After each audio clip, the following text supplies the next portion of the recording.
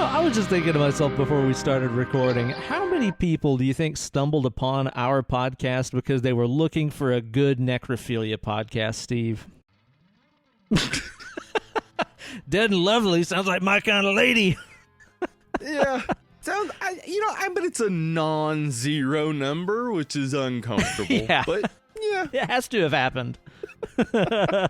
Welcome to the brand newest installment of Dead and Lovely, your favorite non-necrophilia podcast. Or is it? I don't know. We'll see where this thing goes. It's here with the host with the most. It's me, your good buddy, Uncle Ben. Me, Hollywood Steve. And on today's episode, we're going to be talking about the classic piece of cinema. I'm not talking about a movie. I'm talking about a film. Yeah. That is known as Tremors 2 Aftershocks. But before we do that, we're going to catch up and shoot the shit and drink a cold beer and have ourselves a good time. But if you want to get right on to the movie review portion, there's a timestamp for you and your kind. Your kind are welcome here. And if you That's just want to true. go check out the movie, check out the timestamp. See what it does to you. But you're going to miss the good parts because we got some catching up to do. I feel like it's been a week of days since we done this. A week full of days. A week full of days, man. Where do they all go? Nobody knows. Yeah. I'll tell you what I've been doing all week, man. I've been signing on to the internet using Lana Del Rey's new internet browser. Did you hear about this? No. Yeah. She put out her own web browser, and it's like a nostalgic experience. It's called America on Lana. Yep. Okay. whenever you boot up the program, it does an old school dial-up modem tone. Only it's Lana, and she goes, ding ding ding ding ding a ding, blah blah. And then whenever you get on, if you have an email, she goes, somebody sent you something to read. Pretty mournful, I gotta say. Yeah. But you know how it is with Lana, man. The mournfulness and the boredom is just part of the fun. It's just got to stay on brand. So be sure to sign on to America on Lana today. How you been, Steve? I've been good. I've been kicking it. I've been watching some movies, watching some TV. Doing some video gaming. It's been a time. Ooh, my. Tell me abouts. I failed to mention this last week. I should mention it this week, though I did include 2 weeks ago a little thing telling people I had done this, but I was on the Jack of All Graves podcast. Oh, yeah. At this point, that this comes out like 2 weeks ago. But go check that out. It was a fun time with Corey and Mark. We talked about the Dyatlov Pass incident. We figured out who did it, so don't worry, we got it. And then we also talked about Max Headroom, and it was a fun time. That sounds pretty good, but I got to tell you, Steve, I think you might have overstepped some bounds here because I didn't know we were in an open podcast relationship. Here you've been out casting with other people. You actually said we were a few episodes ago. Don't worry about it. Shh. I'm going to bring back the recording. You said it. I've got it on record. I edited it together. Yeah, that's awesome, man. I'll have to give that a listen. Yeah, they got a fun show. Check it out. And you know what? Maybe I just do myself a little bit of casting on somebody else's show too. Maybe we do it together. Maybe it'll strengthen our bond as a podcast. Will. Just nailing another podcast. Yeah, we have a 4-way mega cast with a couple of other dudes. Maybe that'll make us stronger together, do you think? Yeah, that sounds great. Maybe we let y'all know about it. Maybe by the time this comes out, you already know about it, because we don't know exactly when it's coming out, but it's happening. That's true. This week, we are going to be jumping on to our buddies over on Neon Brainiac's show. Mm-hmm. We're going to be talking about a masterpiece of filmmaking known as Pieces, which I watched this week. Me too, yeah. And I'm excited to talk about it with those guys. And man, I'll tell you what, that is an insane movie. Like, it's normal. It's so normal, dude. There is nothing about it that I like. When I think about what would you do in this scene, none of the things that happen in the scene are what I would do. Not one thing. but it's always like that because of that a surprise, and it's like this is like I have to keep watching because I gotta know what happens next. I have a feeling there's going to be like a new branch of psychology where what they do is they show that movie to people scene by scene, and then they just ask them like, now, did this make sense to you? And if the person's like, yeah, logical. All right. Lunatic. Got it. Yeah, it should be a lot of fun. I'm looking forward to that because I've actually listened to their show for a really long time anyway, and now I get to get all up in that show's guts. Up in them pod guts. It's going to be a good time. So be sure to follow Neon Brainiacs. They're an 80s horror podcast, and they're just two hunks like us having themselves a good time and chatting about movie flicks. So be sure to check it out. Tell them we sent you. Real intimidating like that. Yeah, like I that. was sent by Ben and Steve. They sent me. Put a horse head in their bed. See what happens. Yeah. Yeah, exactly. Exactly, man. Well, that'll be a fun one. What else you been watching this week, Steve? Oh, man. I haven't talked about this, I don't think, yet, but WandaVision? I've been watching it week by week because there was no way I was going to wait because two of my favorite characters.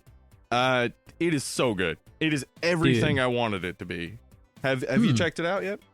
No, I haven't. But I have been seeing like people's feedback and stuff about it floating around like on Facebook and shit where I remember for the first couple of episodes, I was seeing a lot of people being like, well, that was cool. And then like 2 or 3 episodes in, they were like, this is fucking boring. This show sucks. And then it was like maybe around the 3rd or 4th episode, my entire Facebook feed was people going, oh shit, this just got fucking cool. Yeah, I don't get the this sucks stuff. I think actually though, if it really is that if you know Scarlet Witch and Vision from the comic books, you kind of get what's going on from the first episode. Like I was pretty sure what storyline they were doing.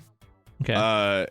So I can see maybe if people were a little like, where is this going in the first couple of episodes? Because basic premise of each episode is that it's like a sitcom from basically it started in the 50s, 60s, 70s, 80s, and they just recently did the 90s. And but there's way more going on than that. That's interesting. Those first 2 episodes, I could see if you're especially like there's just so many little things in it throughout that were just like if you noticed them, then you're like, oh, this is weird. Like a lot of people that I saw feedback from thought it was just like supposed to be this silly, funny thing. But there's like a lot of menacing weirdness in the first couple of episodes, and then it gets full on. Like you start to get revelations and everything, and that's where everybody was like, "Oh fuck, this is awesome." Okay. So if you do struggle through those first 2 episodes, you're in good company. It's just everybody that didn't know exactly where this was going. It's easy to see where you might lose a little patience, but I'm telling you, well worth it. Sounds like they just need to take the advice that the Eagles gave us so long ago and get over it. Get over it. Ow. Let's kill all the lawyers and let's do it tonight. What? Badass, dude. Fucking badass. Upper middle class people's problems are the shittiest problems. They're real, dude. What are you talking about, man? They had it rough, dude. Let's kill all the private jet plane pilots and let's do it tonight. Right, guys? Huh? Is your private jet plane pilot a piece of shit, too? Mine wouldn't get me Ritz crackers. Life is hard. I'm wearing a Henley. I thought that the Henley was because of Don Henley, by the way, when I was a kid. Maybe it is. Is it? I don't think so. I just remember like hearing that this shirt is called a Henley, and I was like, Don Henley shirt? Yeah. I was a dumb kid. Wouldn't it be incredible, though, if Don Henley ended up getting murdered by like an Ed Gein type killer that made a Henley shirt out of his skin? It's like, no, I'm really wearing a Henley. That'd be amazing. Just like 2 or 3 buttons up top, you know. That would be amazing. Yeah. It's a classic look. Yeah, it is. It's a classic look. So yeah, go for it. I mean, don't in Minecraft. Don't kill Don Henley, please, and make a skin suit out of him. Please don't. But if you do, trademark Dead and Lovely. We get at least 30% of that. And you heard it here first, guys. Come on. Yeah, I need to watch that WandaVision. It sounds interesting. Check it out. I understand if anybody is waiting till it's all up, too. Because it is killing me each week to wait. That's like the only thing that I dislike, is that I have to wait each week for the episodes. Because it's just like, every episode you're like, oh, I want more. I want more, please. Well, it sounds like you just need to take a little piece of advice from the great songwriter Tom Petty, who once said, the waiting is the hardest part. The waiting is the hardest part. I'm going to be doing this the entire episode, just so you know. I'm ready. You know, I used to think that the Petty was because of Tom Petty. You thought that shirt, the Petty?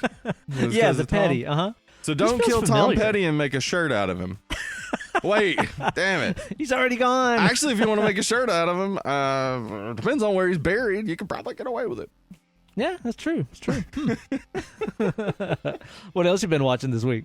We also watched the old Last Drive-In Valentine's Day special, which was a fun time because they showed Tammy and the T-Rex first.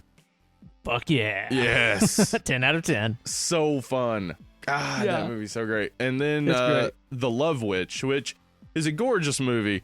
Probably not well suited for a second movie on a Friday night horror movie marathon because it's slow and definitely doesn't have the fun over the top feel of Tammy and the T-Rex. So it's like it was a huge gap. But they had Anna Biller on, who directed The Love Witch, and she was great. She like super smart, really like good eye, really like knows what she's going for and nails it. Like, I didn't realize that the film was shot on 35 millimeter because it looks so like well defined. Like there's it doesn't feel like film. It feels like quality HD. And like she sort of explained how she got that feel through lighting and stuff. But man, that movie is gorgeous, The Love Witch. We'll talk about it sometime. Maybe we do that, man. Did you guys do anything for a Valentine Day, by the way? Emily slept, I think. I love it. Huge fan of that. Yeah, she worked the 2 days before, so she was tired and she slept, and then she got up and studied. And no, we didn't really do anything. Cool. It's a fake holiday, man. It is. I mean, like we don't need a reminder to love each other. We just do that, right? That's a good way to be, I think. I think that's a good way to be, man. We usually just kind of use Valentine's as a good excuse to eat some fancy food and stuff, because usually what we do is we go to like Sitar Indian Buffet and pig out on their mega special Valentine's buffet just because it's awesome. And you just want everybody to know we're not having sex later. We're going to smell like garlic and spices. It's fine. But, you know, of course, that wasn't going on this year, so we were just like, we'll just kind of stay in and make like a great tuna steak dinner. Oh, yeah. And that's about it, you know? It's just like, nice. Use that as an excuse to have some good food. It is crazy to think back, though. Like, last year, we did our buffet thing. We went and saw Romeo and Juliet at this Central was Cinema. Just before. Yeah. Oh, wow. We're coming up on the year mark, huh? Yeah. Yep. Brutal. Ooh, buddy. I know, man. So it's just crazy to think back at like, wow, a year ago we had no idea what was coming down the chute for us, you know? No, we did not. Even Woof. Yeah. That's crazy. Yeah. I've also been playing some video game. You've been Del Reying, huh? I've been Let's get back to Lana. I've been playing some video games. I wanted to update anyone who's been following my Crusader Kings 2 saga. It's been a saga. Wait, hold on. Previously on Dead and Lovely. I forgot the name of our show. The Crusade for Crusaders. Boom, ba-da-dum, boom, ba-da-dum, boom, boom, boom. Ben, I tried to play Crusader Kings 2 and it didn't work. Boom, ba-da-dum, boom, boom, boom, boom. Oh my God. What's going to happen next? Oh. Yeah. So, previously, I could not get Crusader Kings 2 to work. And I got it to work. Couldn't figure out how to play the game. Watched somebody else play the game. Couldn't get it to work then. Finally got it to work. Played the game. Ben, let me tell you about my Irish Earl who had count them, 10 children. Look out. 5 with his Spanish wife. Ooh. 4 with his niece. And 1 with his bastard daughter from that niece. Why are you making your dude fuck all weird? I didn't you don't make him. They do it on their own. How like life this It's is. insane. I love this game. It's like watching a soap opera. It was like, what the fuck? He's gonna keep he kept having a relationship with his niece the entire time he was married to his Spanish wife, and she didn't seem to have a single problem with it. And then his niece had a daughter who grew to adulthood, and he was like, all right, I'm gonna hit that. What? Okay, hang on just a second here, because this just sounds too crazy to be real. I've got to Google the credits of the developers and stuff on this game. Let me just type this in. Exactly as I suspected. Head designer, writer, George R.R. Martin. It's clear as day, his influence. I think if he was playing it, he'd be like, not enough incest. Yeah. We got to turn up the incestometer. A little more incest here. Ooh, yeah. ugh. But it is, I mean, as far as ridiculous civilization type games go, it's really fun. So if you're into that and you like watching medieval soap operas play out right in front of your eyes, Crusader Kings 2. There's a Crusader Kings 3 if you have a PC and not a Mac, or if you have a Mac that has the specs to run it. Macs are not for gaming, Ben. No, It's that's so what I've sad. heard, man. I do wonder, though, if the guy that did try to listen to this podcast because he thought it might have been a necrophilia podcast, if he was, listening to that part about fucking the niece and stuff, and he was like, this show's getting pretty good again. All right, yeah, all right. Gonna rate and review this on iTunes. I'm also into incest. Incest necrophilia is my thing. Wonder if there's a podcast for that out there. Dead and lovely and niecely. No. I don't know. know. Niecely. Niecely? That's not even a word, dude. Anyway. But be sure to rate and review on Apple Podcasts, please. Yeah, head on over there. 5 Let them know stars. about Dead and Lovely and Niecely. So what have you been watching, Ben? Man, I've had a little bit of time this week to catch just a few things. Not all that much this week. So I've had kind of a busy one, been working on a lot of video stuff and all that for the YouTube channel. Mm-hmm. But, we've been kind of having this tradition of on a Saturday just watching just some brain candy, just a fun flashback movie. Yeah. And this week we ordered ourselves some brunch, got it to go, took it home, and we watched Splash. Yeah? Okay. Mm-hmm. Mm-hmm. How'd it And go? it was full of Daryl Hannah. Mm-hmm. Not being Elle Driver from Kill Bill, surprisingly. Oh, what? She's not? Yeah. Huh. I thought she was that in every movie. Yeah, I'm pretty sure. But she took a break for this one, and she was playing a merwoman who's trying to hide the fact that she's a merwoman from old Thanks himself, T. Hanks, Tomahawk Hanks, he's called. Right? Tomahawk Hanks. That's what Tom is short for. It's Tomahawk. Yes. I wish that was true. Now you just think about that every time you see him. It could be. It could be. I mean, I found out that T-Pain is actually just a shortened version of his real name. No, which is Tylenol Pain Relief. Is that it? Yeah.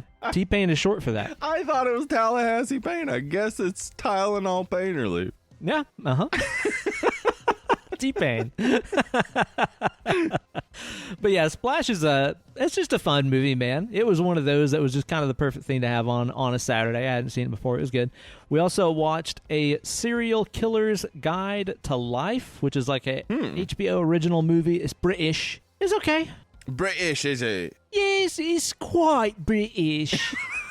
Now that I think of it, I think it was quite British. God save the Queen. Oh, yeah, okay. That nailed the accent there. I was like, I know. Where is he from? And right there, I was like, Midwich, of course. I don't know if that's a place. It probably somebody's listening in Midwich right now, and they're like, fucking hell. That's us. I don't even recognize where I'm from, do they? Look alive. He's talking about us. Look alive. Mateys. What? Okay. Yeah, it was all right. It's one of those that was just like, I I can't say it was spectacular or anything, but it was good enough. It was kind of like, honestly, I can't even really tell you what it was like without just kind of spoiling the whole thing. But Gotcha. It was all right. We've also been enjoying a new tradition where whenever we're doing our morning workouts, we're just getting shredded together, getting all jacked and stuff. We're getting trained up for American Gladiators, so we got to be in great shape by the time the pandemic is over. What are your names going to be? Ice, Sword. Ice and Sword? Ice No, Sword. Ice Sword. Ice Sword, okay. Yeah. Ice Sword and Fire Pants. Ice Sword and Fire Yes. Pants. All right. Yeah, it's like a duo. It's like a duo name. Yeah. Yeah. Here they come. Fire and Ice.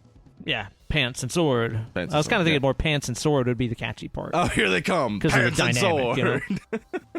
Yeah. That's the idea anyway. So while we've been doing our morning training, which involves like balancing on a beam and fighting each other with batons Obviously. and stuff like Duh. you do. Shooting tennis balls at each other. Oh, yeah, absolutely so, man. We've been watching some Jeopardy. We've been exercising our Jeopardy? brains as well, man. Getting some Jeopardy on. Mm-hmm. And it's just fantastic. It's a great thing to do. Good way to pass the time. It is. It's a good way to pass the time when you're working out. Oh, yeah. And, again, exercising that brain, too. It did get me thinking, though, about how just absolutely wildly illogical the format of the Jeopardy questions. Yeah, it makes no sense. Yeah. Because, like, whenever you think about it as, like, a real reversal of question and answer. Yeah. And, I mean, I just imagine, like, for example, I was on a game show and the question was, who is Steve Vai? Right. And my answer was, this Long Island rocker cut his teeth playing with Frank Zappa before moving on to Whitesnake and David Lee Roth and producing solo albums such as Passion Warfare. And they're like, correct answer. Right. If That's insane. If somebody answered your question like that, you punch them. Yeah. What the hell's wrong Thanks with for you? all the fucking detail. It makes zero sense. What's even worse is like the ones where it's like the answers chained together, like words chained together or whatever, where like the question answer paradigm has been completely demolished because the answer itself is a trick. Yeah. It's like, what the fuck is happening now? If I asked that question and the answer was like two different words, like how are those two related? Was the question like, I don't get, what the fuck are you talking about? That's insane. This is maddening. It makes no sense. Oh man, but yeah, it's a good thing. But to it do, is. I man. do love watching Jeopardy while working out because it like, comedies are good while working out because they keep you kind of engaged and laughing. But Jeopardy keeps you like concentrated on that, so you're not even paying attention to like, oh, my legs hurt from all this lifting or whatever.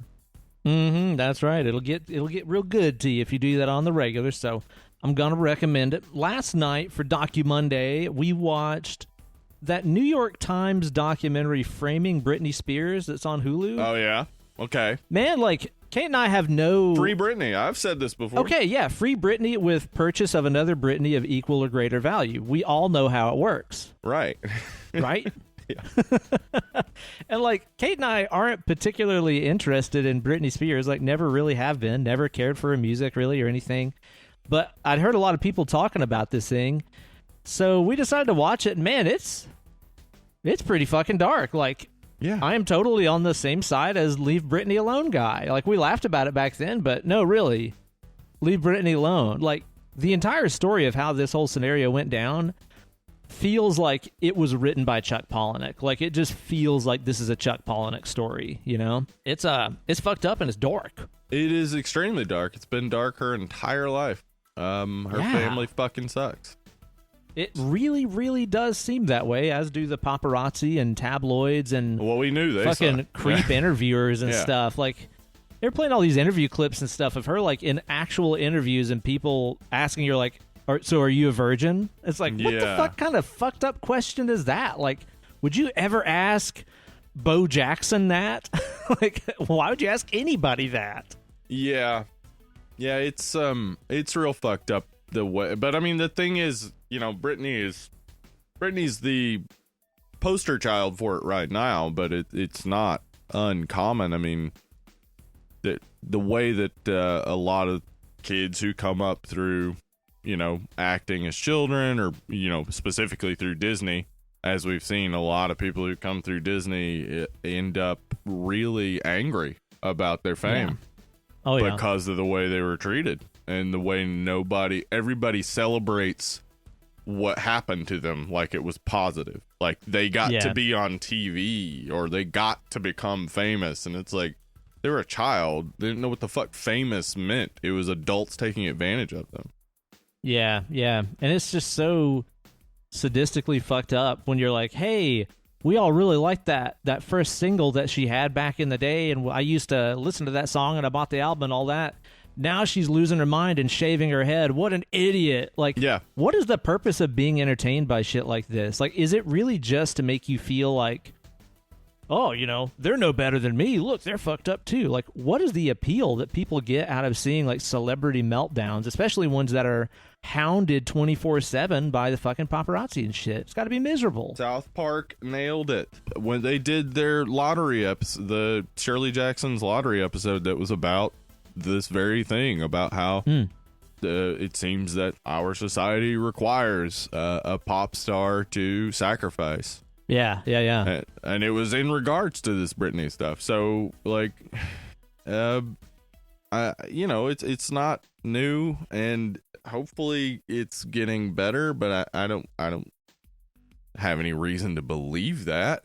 Right? Yeah. Who's stepping in to put the brakes on it? Right? Yeah. It's definitely. I mean, there is another side to it that has to be observed that is a negative. I've seen everybody kind of assumes that every child actor had this same experience, which isn't true. You can look at people like what's his name from The Sixth Sense, Haley Joel Osment. In interviews, he's talked about his like child acting and stuff, and his parents never really pushed him to it or anything. It was just something he kind of wanted to do. They let him do it. He went back to school. Like. There are normal child actor experiences. These are predatory experiences in which... Predatory is the word, yeah. Yeah, in which corporations or individual agents and things are going well out of their way to use a child to make money. Oh, yeah. And sometimes the family themselves. Yeah. Ugh. Yeah, it's a good watch. Like, it's definitely worth checking out. I want to watch the rest of the series, too, because they've got episodes on a bunch of other stuff. It was, like, really well put together and everything, so cool. I'm going to recommend it. Get learned. And leave fucking Britney alone. Chill out. Absolutely. But, I mean, don't leave her alone now. Yeah, she needs help now. Now we need to be with her. We all need to be on her side, because the courts are against her. Mm-hmm. Like, it is an injustice against an individual who didn't do anything but entertain people. Yeah, for real, man. For real. So, yeah, that was a harrowing. Yeah. What's the word? Harrowing. That's exactly what I said. Is there an echo in the room? Shit. Harrowing. Oh, I wasn't aware you were a parrot, Steve. Gosh. Harrowing. It was a dark watch for sure. And you know what I also did this week? We finally finished up watching through The Sopranos. I talked about starting The Sopranos many months ago. And, it takes a while to get through that because you're talking, it's like 6.5 seasons of 20-something hour-long episodes each. Yeah. There's a lot of story there. There's a whole lot, yeah. Dude, it's fucking fantastic. I loved it. I am already excited to, like, watch it again, knowing the arcs and stuff that these characters eventually, head towards and the way their characters change or die or whatever. It's going to be really fun watching it again, knowing how some of these characters end up and stuff. It was really amazingly well done and did so with no blueprint of how to do serialized drama, on a TV series. Yeah. I loved it, man. I can't remember. Have you watched it? I have watched it. I have never finished the entire series. Really? So I need to. Yeah. It was one of those things where I started in high school. It started coming on, I think, my freshman year, like 94 or so. Yeah, something like that, yeah. Yeah, so I started in high school and then went away to college and didn't have HBO. And that was back in the day when the only way to get it would be to wait until the VHS came out and then go rent it or buy them. Yeah. Yeah, that was like one of the first like DVD box sets I remember seeing. It was like a red hologram cover. You know, they all had these like shiny, it wasn't holographic, it was like a foil cover of The Sopranos. Those are like the Friends box sets and stuff like that. That's total flashback shit right there. Yeah, man. that was crazy. Like, cause like I think X-Files was one of the first that it was like you have to see all the episodes when they air, or wait until like a few years later they come out on video. And even then they didn't release all of them on video at the time, so it was like you're just getting the best of the season. And then the Sopranos, when that came along, it was like, well, no, you have to have every single episode like that. You've got to see it all. There are no Monster of the Week episodes of Sopranos or whatever. Yeah, it's all tied together. Yeah. Yeah, man. I'm going to miss it. I'm going to miss the amazing performances. I'm going to miss those whack jobs. Yeah. And I'm definitely going to miss all of the gabagool. The gabagool. We were talking about this before. And guys, we've got a couple pitches for you. Trademark Dead and Lovely. It's right here. It's been in front of us the whole time, and I cannot believe we have never thought of this. Hit him, Steve. Italian zombie movie. Yep. Gabagools. I mean, come on. Boom. It's right there. It's a legion of Italian zombies. You could do this like Giallo style. Marinara blood just going all over the place. Absolutely. It would be really funny if when the zombies got shot, spaghetti and meatballs flew out. That would be really funny. I think that would be good. Now, here's number 2. This Ben pushed it even further. What are we doing, Ben? I got some ideas. I got some ideas right here, man. Okay. And this is one of those things where, you know, we all love reliving the 80s and stuff right now. We're remaking, we're putting shows in the 80s and movies in the 80s and stuff. It's all coming back anyway. I'm just saying, let me set the scene for you, okay? Okay. A guy inherits his dead grandmother's house. She's from the old country. He inherits Noni's house. And so they get called over to go through all of her possessions and stuff, clear the house out for sale or whatever. He's going through the basement, and he finds on a dusty shelf a jar of Noni's marinara that's from the old country. It's a taste of the old country, right? Right. And it's all dusty, and he wipes it off. He opens up the jar, but little does he know, he summons up all these crazy fucking spaghetti monsters and stuff from the old country that Noni brought back with her. It wasn't marinara, it was a containment unit. Oh no. What's in there? So now you've got these nasty little Italian demons hiding out in sandwiches. They're popping up out of a big pot of minestrone soup and splattering everywhere. It's a crazy montage. It's the trailer for Gabagoolies. Gabagoolies. Dude. Trademark Dead Lovely. This has to happen. Here's the scene. This is the one that's going to get him.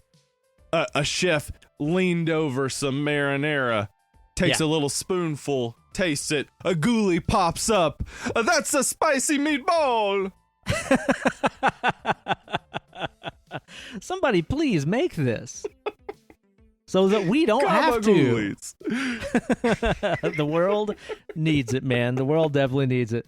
And I'll tell you what I need, Steve. I need a co-beer right around my face. Like, I noticed, like, there's no co-beer anywhere around my face right now. And I think that... Seriously? Nowhere near this is definitely a problem. So I'm going to crack one open here. This is one that I got a little while back because a couple of beer snob friends of mine said that it was really good, but I'll be the judge of that, you fucking twerps. Boom! Yeah. Dude, you talking about cracking open a cold one probably got that necrophile guy back on board. Oh, yeah, that's true. Oh, gonna crack open a cold one? Huh? Yeah? Is she hot? Huh? Oh, no. Or is she cold? Huh? Fucking weird. Go away. We don't want your patronage, sir. Okay, I'm going to open up a Duchess Cherry. This is a authentic sour cherry ale. It is from Belgium. Cherry. It's a 6.8%. I want to say that I had this beer long ago. Okay. And I didn't like it, but it was before I liked sours. It's just a sour ale, or it's made with sour cherries? It is a, let's see how it describes itself, malt beverage aged in oak casks with natural flavor added. Parentheses, cherries. Huh. So, okay. yeah, it is I think it's kind of like a creek style kind of Gotcha. beer. Okay. So straight Pouring from the out. creek. Pretty frothy. Yeah, it was made in the creek. Made out of creek water. If you got a frothy crick, you got a problem. They make this with hose water from Belgium, I heard. Only the finest hose water. Hose water.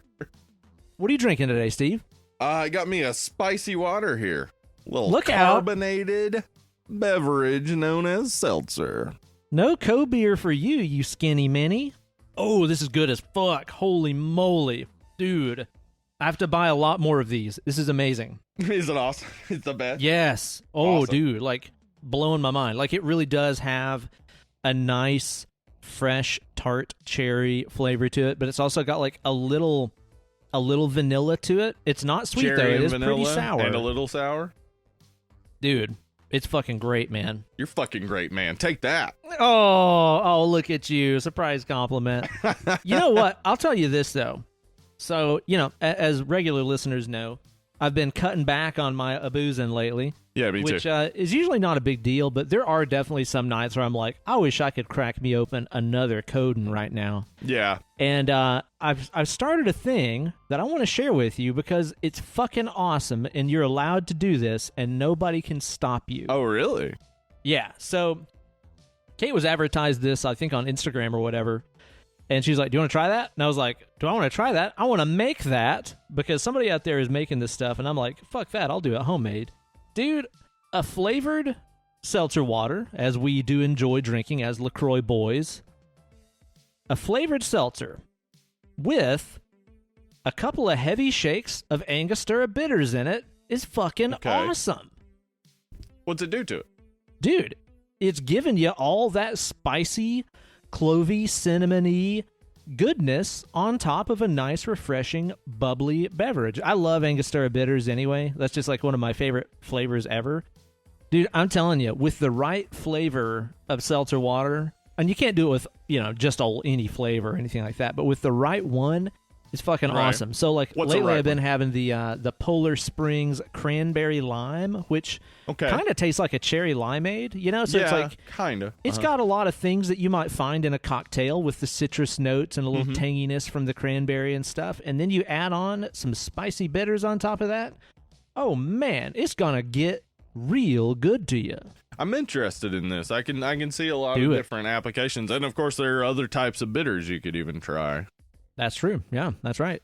And I realize somebody's throwing the red flag on me right now. Yes, I realize Angostura bitters have a fuck ton of alcohol in them. They're like 80-something proof, but you're just using a few dashes, Yeah, it's so it not doesn't that much. It doesn't count.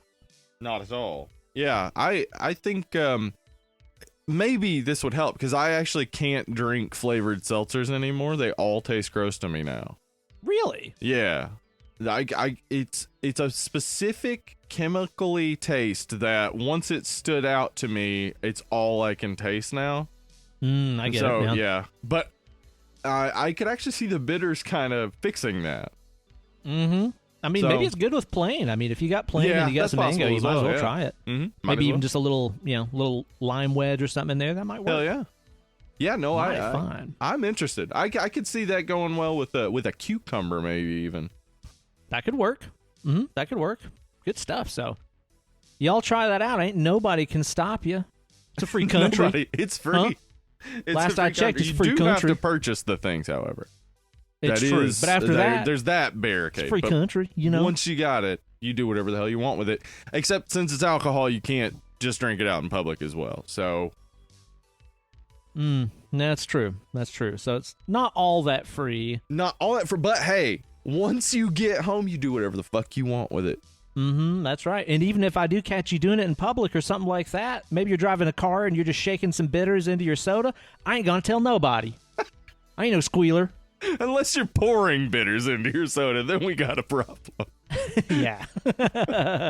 Oh, man. That's good stuff. So try that out sometime. And you know what, Steve? Now that I'm getting myself thoroughly beered up right here, I'm just getting like a little bit nostalgic, and maybe part of it is because of the subject of today's movie, Tremors 2, which, you know, if you think about Tremors and you think about the classic way that those graboids operate, and you think about the intro even of Tremors 2, it's got a very the floor is lava kind of feel to it. Like those old games that we played back when we were kinder kids as children. It just kind of got me reminiscing a little bit about some of those old foolish games that I used to play as a youngman, Steve. I just kind of feel like before we get to the movie, maybe we should take a little detour, just a little nostalgic detour into the preview palace. I don't know. Well, hello, Previu W. I almost did it. Palace. I could hear it right there. There's a little musical break. There's like a sick like guitar lick right there. You were pausing for the W. I get it. Continue. That was it. Welcome. Welcome. You're here. You made it. Turns out that's all it was.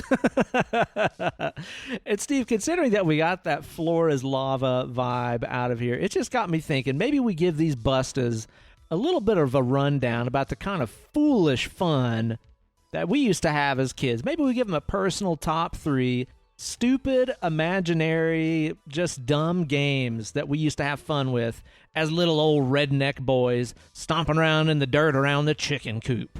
Yeah. We used to play this game that it wasn't until I thought about it when you said, "Hey, let's talk about some games we used to play as a kid." It wasn't until I thought about it that I realized that my brother and his friends were just beating us up. But we used to play this game called Get Beat Up. Yeah, we used to play this game called Up the Middle. And we would take a football, and then my brother and one of his friends would sit like about 6 feet apart, and then you'd try to run in between them without them taking your legs out. This is a thinly veiled, guys around just being like, what's a good way we could beat up my brother? I don't know. Make up some bullshit game. Yeah. Well, it wasn't just me. It was me, my cousins, and my sister as well. So it was 4 children they were beating up. How can we beat up these 4 kids? I get your brother was from Brooklyn, obviously. Yeah. How are we going to beat up these 4 kids over here? But the thing is, we loved the game. Like, we thought it was so much fun because it was almost impossible to get like through them. But if you did it, it was like, fuck yeah, I did it.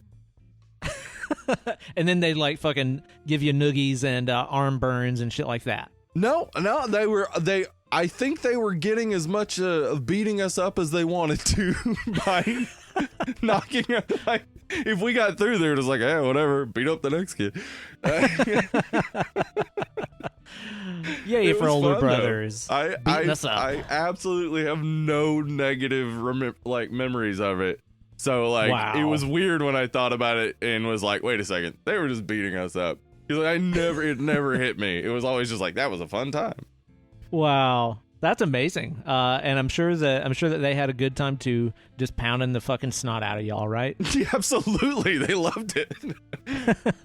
All right, now Steve, number 1 on my list, the first one that I thought of is, I don't even know if you could necessarily call this a game as much as maybe it was an imagination exercise. And I don't even know if you could even call it as much of a imagination exercise as much as you could just call it young kids being extremely insensitive and stupid.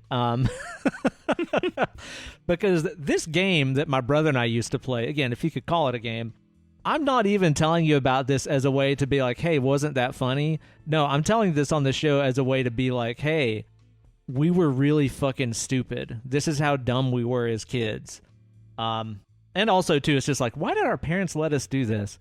Because one of our favorite things to do, whenever you got just like maybe a weekend that nothing's going on or whatever, me and my brother would love to go get some big old T-shirts from Dad's dresser drawers, from his Chester drawers, put on some big old loose baggy T-shirts. We'd stuff them full of pillows and be fat. That's it? And that's it. Yeah, that's it. I mean, that's how dumb we were. That's how fucking dumb we were. That's a pretty kid thing to do, though. I mean, because it's like a different experience. That's it. I guess so. Yeah, pretty much. And that was pretty much what we do. To walk around the house, kind of bump into each other, bump into tables and dressers and stuff like that and be like, well, I'm fat. Yeah. That's how dumb we were. That's an afternoon, huh? Yeah, it was for us. The pre-internet era was crazy. It was rough, man. We could have been looking at some titties or like a decapitation or something cool. Instead, you were just walking around with a pillow under a shirt like, this is a fun time. Dumb. Yeah. I don't think I have anything like that. Mine, my next one was we used to have paper wad wars in my grandparents' living room when they lived in an apartment. When they moved into their house, my grandmother was like, y'all ain't doing that in my damn house. And we didn't. But in their apartment, we would set up forts on either side of the living room and turn the ceiling fan on as fast as it would go. And, that was like an obstruction to make it harder to hit. So, like, you couldn't, like, arch around. You had to, like, go around the fan or under it to try to hit them. And then we would set up barricades. So, like, basically, you'd have to wait for somebody to pop out to try to throw one, to try to throw it at them. Or what we would do to try to really get it popping off is take a whole bunch of paper wads and throw them at the fan. Yes, I was going to say, if this doesn't end in throwing stuff into the fan, I'm going to be so disappointed in you, because throwing stuff in a fan is the most fun. It's so exciting. Is it going to hit it and fly out in a random direction, or is it just going to pass through because you just happen to hit it at the right time? Sometimes. It's just like, what the fuck? Yeah. Man, that was so much fun. We would also like make paper airplanes too, because we figured out, well, you can make airplanes that'll like dive bomb into their fort. So, like, we would make airplanes and, like, put a penny in the front and, like, throw it so it would dive bomb into their fort and try to hit one of them. It was a fun time. Or just take a bunch of paper airplanes and, again, throw them up at the fan and see what happened. That sounds good, too, man. Yeah. That's totally giving me flashbacks to my friend Brett back in the day. He had, like, a ton of Nerf guns and stuff like that, and they had, like, a big finished, like, downstairs, like, den, Oh, that would be awesome. And they had, like, a bunch of couches and stuff down there, and, dude, we, like, rearranged the room. Yes. And, like, turned most of the lights off and make, like, forts and stuff and just have big Nerf wars. Yeah. That shit was so fun back in the day, man. The basement with the old furniture is the best place to hang out as a kid, right? Because nobody gives a shit. Your parents are like, whatever. If something breaks, we put it down there because we didn't want to use it anymore. Exactly. You spilled something on the couch because you're a fucking kid? No big deal. Nobody gives a shit. So, Nobody gives a shit. It already smells like cat piss anyway. Have at it. Good times. Yeah. Yeah, absolutely. Any kind of like war type game was always a lot of fun as a kid. So had a lot of fun with those. Yeah, we would also, once we got older, because those were when we were real little. Once we got older, we would go out in the woods and build forts, like with tools and shit, and then pretend like we were guarding it. Or whatever. Like, there's something over there. Poo poo poo. Or poo poo poo is what I say, apparently, for a gun. Interesting. Guns. It really does make me think about guns like farting whenever you shoot them, which is really fun. It's so fucking That's just funny. fun. Oh my God. I want to see a video where guns fart. Yeah. Especially if you think about like a machine gun and how fast it would be going. Because I've had farts. It'd be great. I've had farts that would definitely fit machine gun. Yeah, like an Uzi. I like it. I'm on board. All right, Steve, let me toss one at you that's just a glimpse into the weird places that little bowl cut Ben's mind would go when boredom struck. Uh-huh. I had a thing that I used to like to do around the house that I called Mirrorland. Okay. Mirrorland. In this game that I would play all by myself, what I would do is I would take a mirror, like it's like a vanity mirror kind of thing, like you use in the bathroom or something, like a handheld mirror, right? Yeah. I would hold it at about waist height with the mirrored side pointing up towards the ceiling, right? Yeah. And then I would stare into the mirror and try to navigate my house, which was just, basically me walking around looking at the ceiling through this mirror, right? Okay. So I'd have to do things like step over where doorways or light fixtures and stuff like that were. Okay, right. So this was the thing, yeah. The traditional kid avoid something game. Oh, yeah. Like, avoid the cracks or whatever. Yeah, uh-huh. I would just wander around the house, try not to fall down steps. I'm sure I did that a few times while enjoying the solace and bizarre world known as Mirrorland. Mirrorland. That's awesome. Yeah. I'm so glad I'm not weird anymore. Outgrew that. I actually don't think that's too weird. I mean, it's just a variation of a game that children all play. It's cool that you had a lore to it, Mirrorland. And I don't know, there's something about just like the way that it sort of played a trick on my mind where it's like I know I would be looking down and seeing like, again, the top of a door frame or a ceiling fan and know that it wasn't there, but my brain would go, that's going to be under your feet, step over it. Like there's something fun about the way that it tricked my own brain, which is what made it fun to me. Yeah, kids' imaginations are, man, I just wish I had it. Like if you could maintain that your entire life, it would be awesome.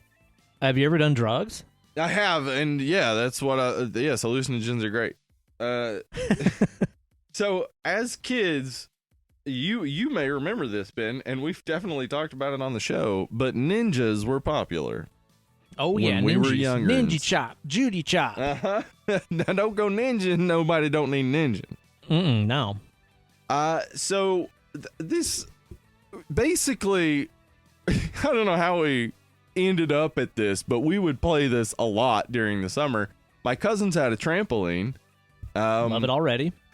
And of course, we would wrestle on the trampoline. And of course, we all eventually, as kids do, if you give them a trampoline, figure out how to do ridiculous numbers of flips and things. Oh, yeah. So we started playing Ninja Turtles on the trampoline.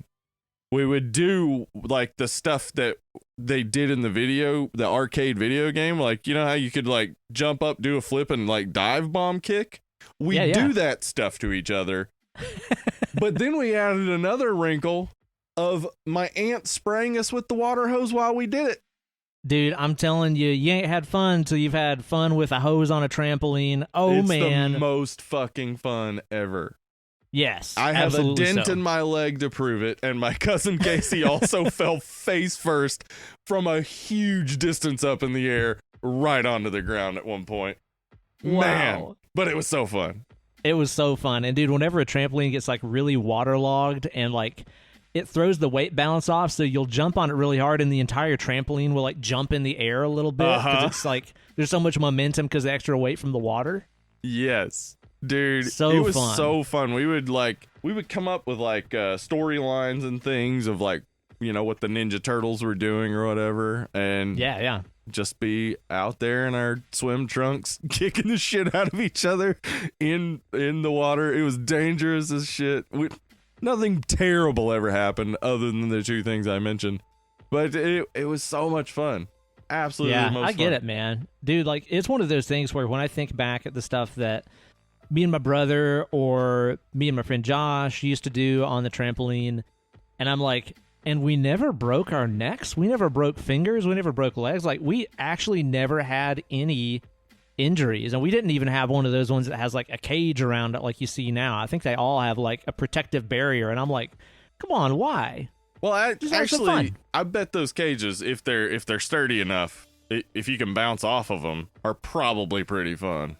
Dude, the thing is, though, is like if we would have had those big cages around trampolines when we were kids, we would have been jumping off top of turnbuckle moves. Yeah, it'd be like high-risk maneuver. You know kids are doing that currently. Oh, dude, which ironically would have actually resulted in injuries. Yep, that would have been a problem for sure. Yeah. Yep. Because that is how like my arm got broken by my brother, is like wrestling on my parents' bed, and he did like a top turnbuckle elbow drop on my arm and broke the fucking thing. So. Oof. Them cages ain't helping nobody. I'm here to tell you, man. Yeah.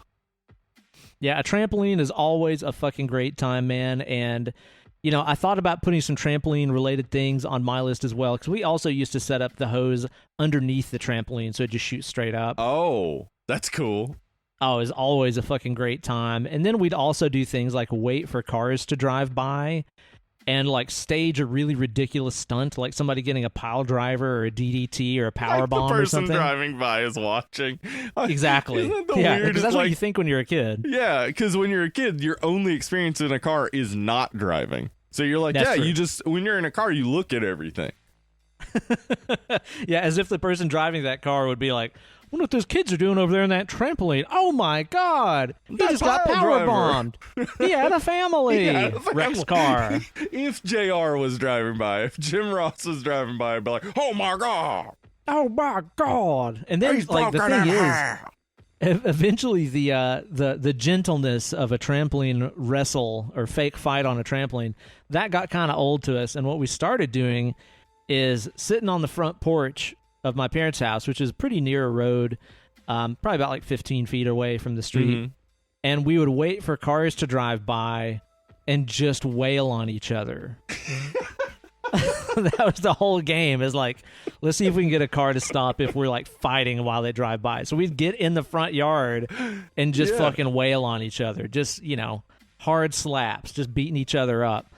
It never worked. Never happened. It's crazy how much kids love to perform. Yeah. Oh, It's yeah, so dude. like, I mean, not all kids are that way, but like most kids I've known have this performative desire, at least from a certain age to a certain age. It's so fun. Yeah, dude. Yeah, I'm so glad I outgrew that phase. Yeah, definitely. That's so childish. Yeah, it's Anyway, way hey, what's up, beneath me. guys? Yeah, so much fun on that kind of shit, man. But, I had to really kind of narrow down my list here from my last one that I came up with, because I was thinking about some of the other just fun, dumb redneck shit that we used to do, man. Probably the trashiest of which is we had some homeschool friends, the Greenmans, Okay. who had and again, this is classic trash stuff. They had a 3-wheeler, not a 4-wheeler. Oh, man. They had a 3-wheeler. Yeah. Extremely dangerous. Like, holy shit. That's why they don't make them anymore, because everybody rolls them over and fucking crushes they're their very spine easy to and roll. stuff. Mhm.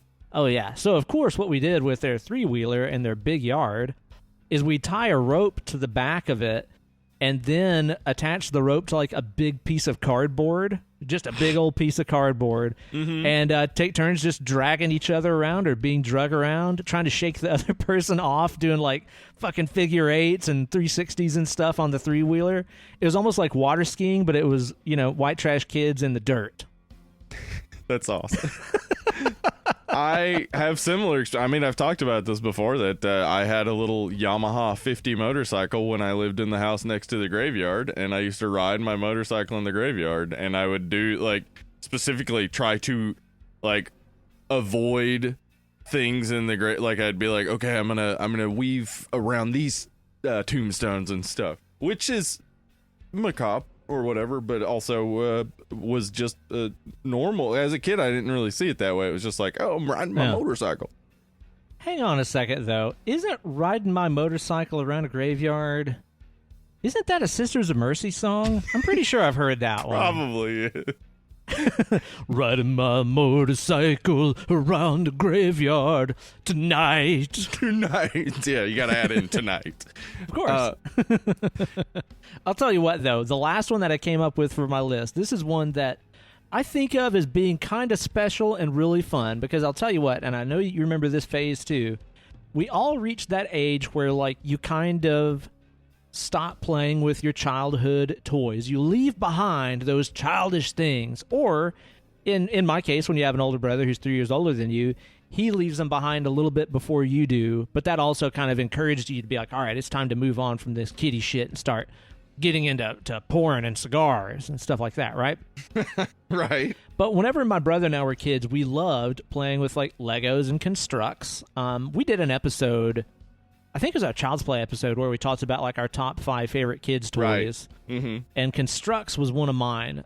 We loved those things. It wasn't really like Legos. It was kind of like between a Lego and, like, an Erector set. I didn't know a lot of kids that had Constructs, but I thought they were really cool. And we reached that age where, my brother was kind of getting out of those things, and it was kind of encouraging me to go on too. But they were still kind of fun, and we gave those things a proper send-off, as it was kind of that age where, like I said, we were about done playing with these things anyway. And my brother and I would build cars out of these constructs. Okay. And then have demolition derbies with them and just awesome smash them the fuck together in the living room.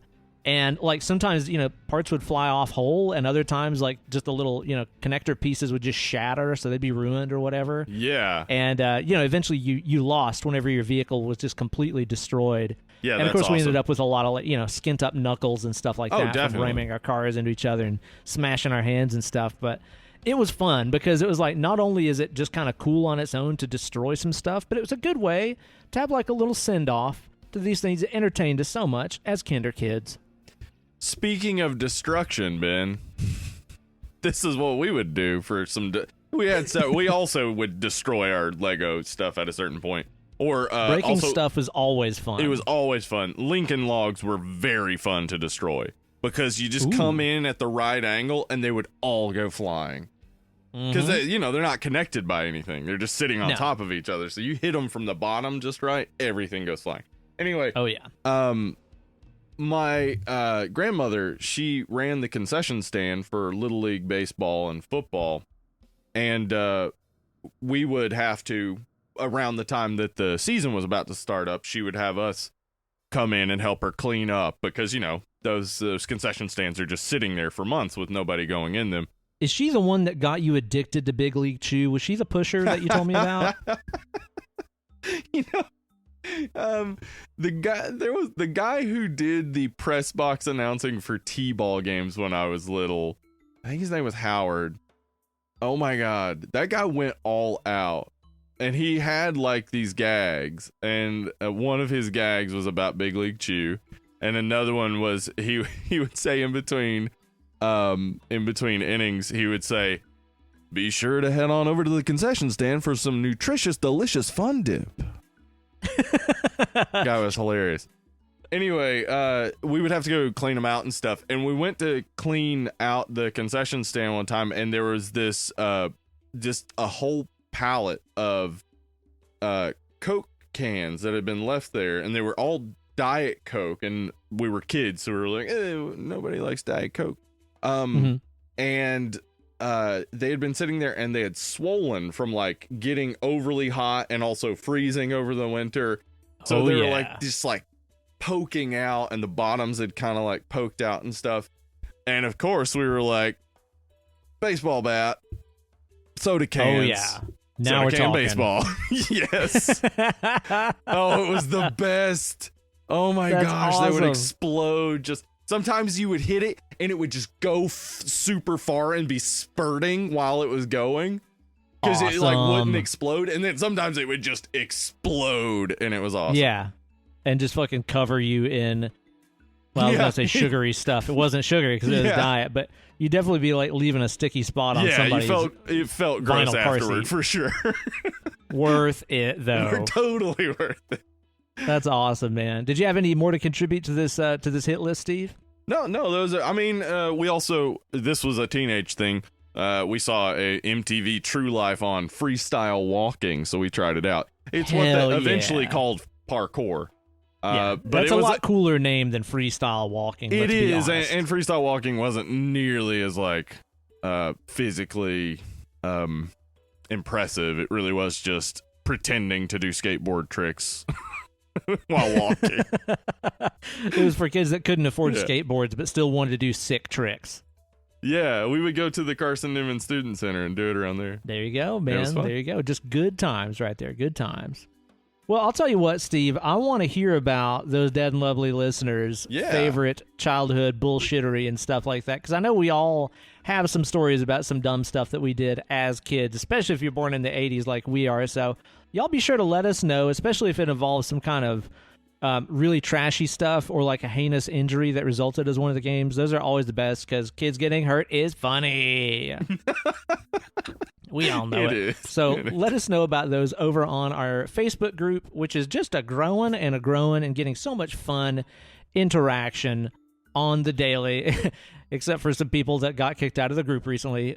Yeah. Those guys are stupid. Well, they don't listen to our show anyway. So. Yeah, they clearly don't listen to the show anyway. So, yeah. So, anyway, join up over there. What's the URL? It's facebook.com/Dead and Lovely. That's right. And you know what they say? It is the only reason that Facebook exists and why you should be on Facebook. Oh, There's no, actually don't put reason. that on us. It is the only reason you should be on Facebook, but it is not the reason Facebook exists. We did not do this. That's true. That's true. But it is the reason you should go on. Well, Steve, the subject of today's podcast is Tremors 2 Aftershocks. After shit. that implies we didn't like the movie. This movie's great. We love it. It's great. No. I'm not dunking on it at all. No. It's a fun time, and I definitely did enjoy it. And this came out in 1995, but I only saw it for the first time. 96? Okay, yeah. Well, I only saw it for the first time in 2021. In fact, seriously? It was as John Mellencamp, I think it was John Mellencamp, once said, it was just the other day. Remember that song? Yes, I guess. I think it was Mellencamp. Yeah, probably. I didn't know where you were going with that. I was like, how's this going to connect to Little Pink Houses? Oh, yeah. Just like John Cougar Mellencamp said, I watched it in a Little Pink House the other day. I was sucking on a chili dog outside of a Tasty Freeze. So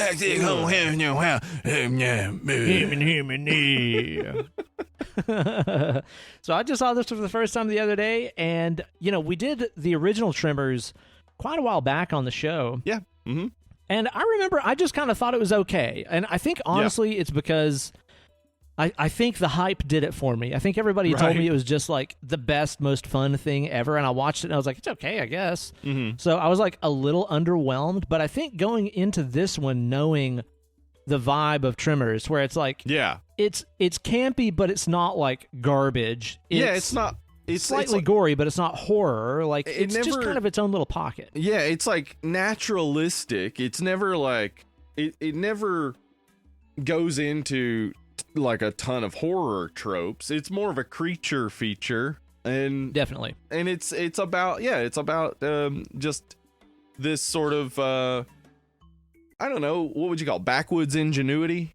Just I think so. Yeah, just people simple folk. Yeah, simple folk who have a problem and got to deal with it. It's kind of a Western. I think the first one has a sort of Western feel to it a little bit, of these two guys coming into the town with a problem and helping to save it or whatever. But yeah, you do have to get the vibe of it for it to really hit, because otherwise it's a low key movie for a movie that's about giant worms under the ground that eat people.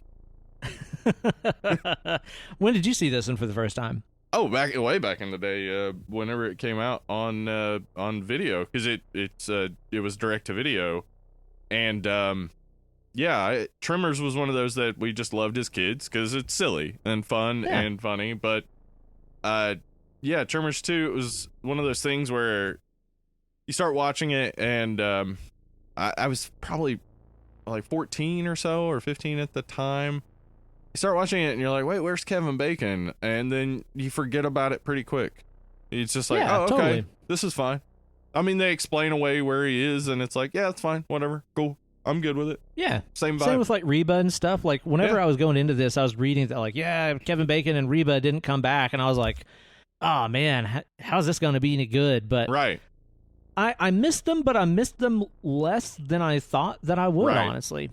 Yeah, and because Reba was the big over the top character along with Bert in the first one, but the gun nuts. Bert does a great job of just being the nut himself. I mean, because it's sort of limited to the main four. I mean, we have a couple of other people who are involved for a little bit, and then they get killed, and we just have our main four. Bert does more than enough to be the crazy one. Yeah, totally. And because there's a smaller cast of characters, I think you kind of get more screen time and more of his character and stuff, which is fun because like I think we all know, especially here in the South, like the mega ultra like military gun nut fanatic guy that's just always itching for any reason to get all of his fucking toys out and play Army Man. Absolutely. So I think the fact that we got to spend more time with that character because there are just less people in this movie was kind of okay by me. You say we all know that, and I realize, like, in the South, we all know that. Yeah. Tons of people listening right now are like, I have no idea what the fuck you're talking about. Yeah, But, I do not know him. It's pretty common in the South, Midwest, etc., to know that person or several of those people who just have a ton of toys and they want any opportunity they can to go shoot shit and blow shit up.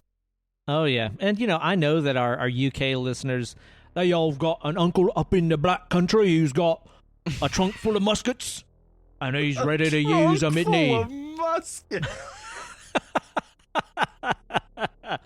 Perhaps he's got a repeater in there as well. If you've got a problem with me, talk to the powder and ball. That was Australian.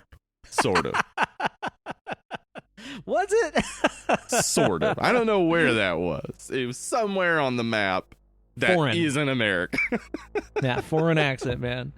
And Earl is our main returning character here. Of course, he and Kevin Bacon were kind of the wonderful duo that we had together. They had such excellent chemistry in the first movie. Those two on screen together were just so fun together, man. That was just a great duo. So, again, I was going to kind of miss that aspect of this. But, man, Earl is fantastic. And what a hairline that fella has. Just so thick. Yeah. Yeah, that Fred Ward, he's got some hair on him. Yeah, it's and we bring in Helen Shaver, who plays Dr. Kate Riley / the Playmate of the Month from 19 blah blah blah. Can't remember. So yeah, those are our main four. Here's the thing I want to talk about. Okay, so Reba and Kevin Bacon didn't come back. The production of this movie is so interesting, and I really think it added a ton of appreciation for me to the movie, because I've always thought like, oh, it's good, but why was it direct to video? Like why doesn't it feel like it's direct to video? Like it doesn't feel like a direct to video movie, not, or at least not most of the direct to video movies I saw back in the day. Well, especially back then, direct to video meant it was going to be dog shit. Exactly. So $17 million budget was the original proposition. They were going to have Kevin Bacon and Reba McEntire back, and they were going to shoot it in Australia. Wow. Okay, that would be awesome. Yes, all sounds great. But Kevin Bacon got Apollo 13. And Apollo 13 is bigger than Tremors 2, so makes sense. For whatever reason, whatever. Yeah, whatever reason, he's going to take this little bitty project. Yeah, people have weird priorities, I'll tell you that. It's true. Now, Tremors came out in 1990. Reba, popular as ever. This is like after she got out of that stint in rehab for her Frito addiction. You're right. You know what she likes. She likes Fritos, so fucking give them to her. We think you like the Fritos a little too much. This is Fritos. An intervention. No. We're cutting you off from the Fritos. Look what they're doing to you. Here's your one chance, Reba. Don't let me down. We're going to have to write the this corn now. and the salt are turning you into a monster. Reba fighting addiction movie.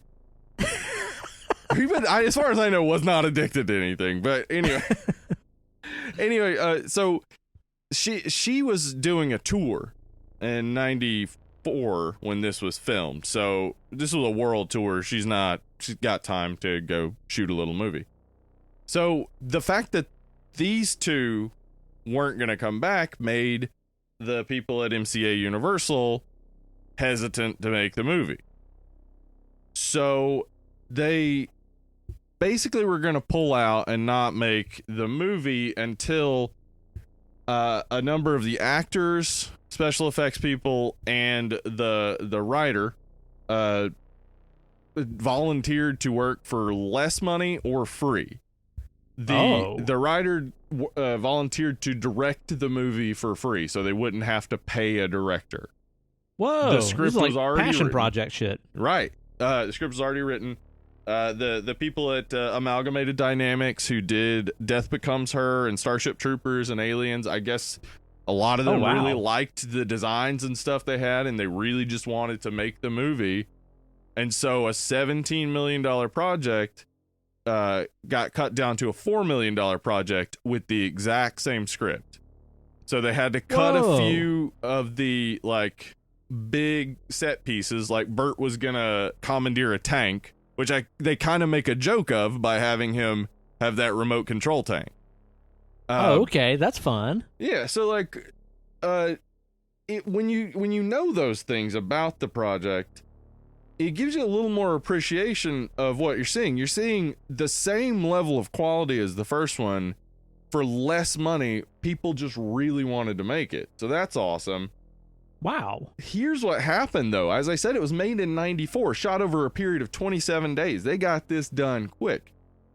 It didn't come out until 96 because they showed the movie to test audiences, and unlike what they expected, test audiences loved it.